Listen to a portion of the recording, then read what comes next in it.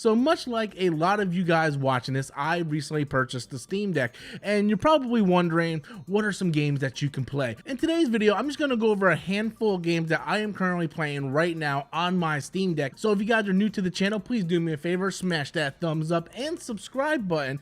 That way you guys can stay up to date on all future content here on the channel. Also, later on in this video, I'm going to be giving out details on how you can win a copy of Sine Mora, a game that I'm going to be talking about a little bit later. I am currently giving away 5 copies of this game to anyone for free, so be sure to stick around to the end of the video for more details. So the first game is not a cheap game, but it's a game that I've been playing a lot on my Steam Deck because I'm actually surprised at how well it runs, and that's Final Fantasy VII Remake. Crisis Core is getting ready to be released here in a couple of weeks. We have Rebirth coming out next year, so I've been wanting to go back and replay Final Fantasy VII. So since Final Fantasy VII Integrate is now on Steam and it's completely supported on the Steam Deck, I wanted to check this game out, and I was actually surprised.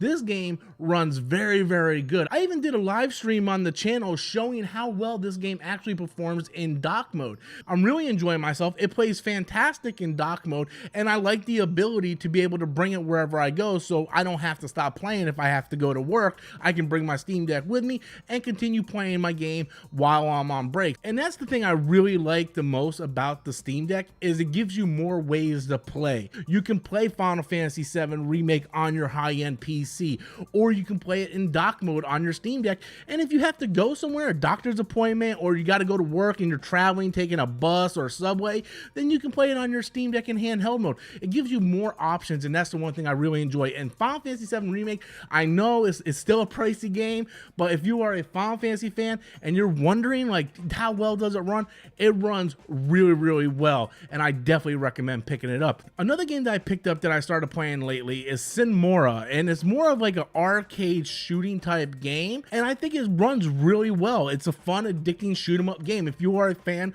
of shoot 'em up games from the arcade or the earlier generation of consoles, then this is a game I think that's going to appeal to you, and it's a game that you could just pick up and play and drop whenever you feel like it. You don't have to feel like you're dedicated to sit and play this game at all times. You can literally just turn it on, play a stage or so, and then shut it off and go on with your day. It's a great pick up and resume game, and Sine Mora is a game that I think a lot of people really never heard of, but I think it's worth picking it up, and it's super cheap. Also, later on in this video, I'm going to be giving out details on how you can win a copy of Sine Mora, so be sure to stick around to the end of the video for more details. Let's talk about Vampire Survivors. This is a game that is only $5, but this is a game that I picked up, really had no intention of playing. Like, I didn't have like a lot of expectations for this game. I really enjoy going on these runs and getting all these new power-ups and getting to the next level, the next rank, unlocking these achievements. It's a great survival game. It actually surprised me personally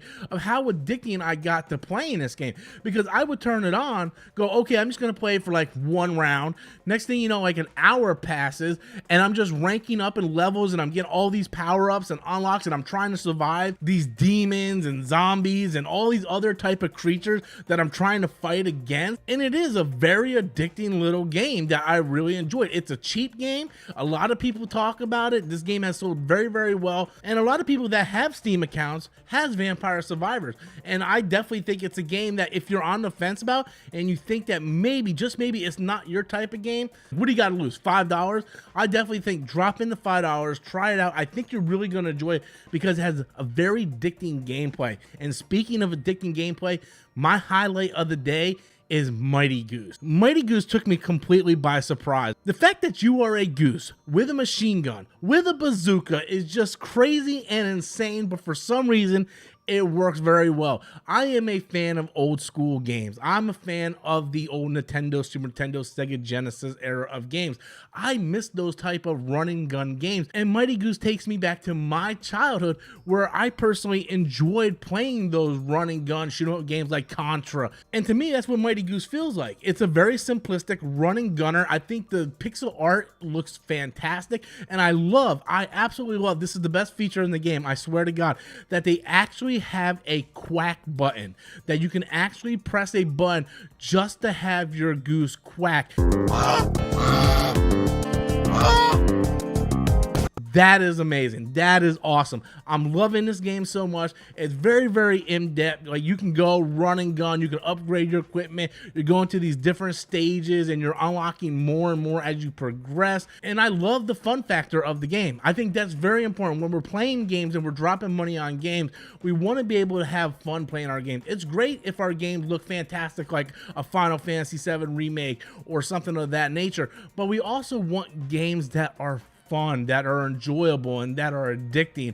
And I think Mighty Goose really falls under that category. If you are a fan of pixel art, this is the game for you. If you are a fan of run and gun shooters from the past, this is the game for you. Or maybe you just want to play a game that's just downright silly and you just want to play as a goose with a machine gun for some reason, this is the game for you. Mighty Goose, out of all the games that I mentioned in this video, is the one that I highly recommend the most, because I think it's the most least heard about game that I have on my list. Mighty Goose took me completely by surprise. I seen one of my friends playing it and I just had to try it out for myself, and I'm glad I did. It was absolutely fun, and you can play 2-player co-op throughout the game. So overall, I think it's a great game, and I think if you're looking for something new on your Steam Deck, any of these games that I've mentioned in this video would be a great addition to your game library, and they all play fantastic on the Steam Deck. Okay, everybody, so if you want to be one of 5 people to win a copy of Sine Mora absolutely free,